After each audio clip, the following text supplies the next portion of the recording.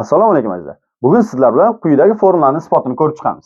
Bilamizki, aylanada ikkita vatar kesishib qolsa, ya'ni AB vatar bilan CD vatar E nuqtada kesishsa, AE kesmani ko'paytiramiz BE kesmaga teng bo'ladi.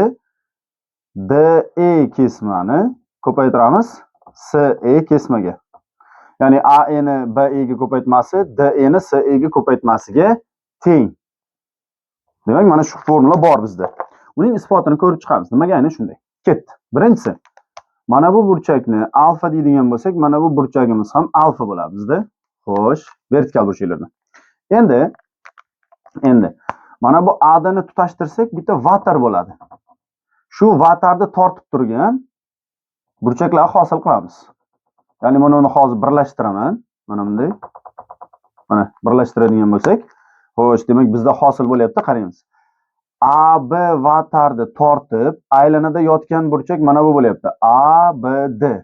Va shu AD vatarni tortib, aylanada yotgan burchak ACD.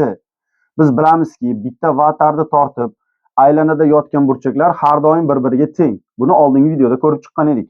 Demak, mana bu burchakni hozir beta deydigan bo'lsak, mana bu burchagimiz ham beta bo'lar ekan. Xuddi shunday, mana bu AB ni, CB ni birlashtiradigan bo'lsak, CB vatarni tortib, aylanada yotgan burchak mana bu. Va shu CB vatar tortib, aylanada yotgan ikki burchak mana bu. Bu ikkalasi ham bir-biriga teng. Gamma. Xo'sh, ana bizda hosil bo'ldi AEC uchburchagimiz, ya'ni uchburchak AEC bilan DEB uchburchak DEB bir-biriga nima bo'ladi, o'rtoqlar? O'xshash bo'ladi. Ikkalasi bir-biriga o'xshash. Endi o'xshashlik xossasidan, xo'sh, AEC ni betani qarshisida yotgan tomoni AE ni, xo'sh, DBE ni betani qarshisida yotgan tomon DE ga nisbati teng bo'ladi. Xo'sh, bizda AEC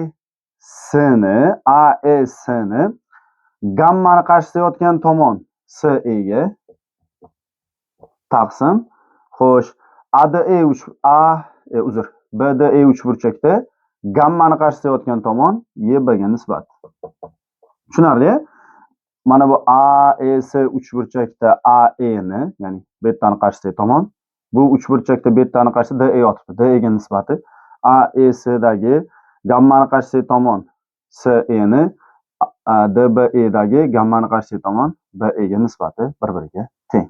Endi bu proporsiyadan bilamizki, AE ko'paytirilgan BE teng bo'ladi CE ko'paytirilgan DE ga. Mana, demak, ikkita vatar kesishib qolsa, mana bu kesmachalar ko'paytmasi bu kesmachalar ko'paytmasiga teng. Formula isbotlandi. E'tiboringiz uchun rahmat. Foydali bo'ldi degan umiddamiz.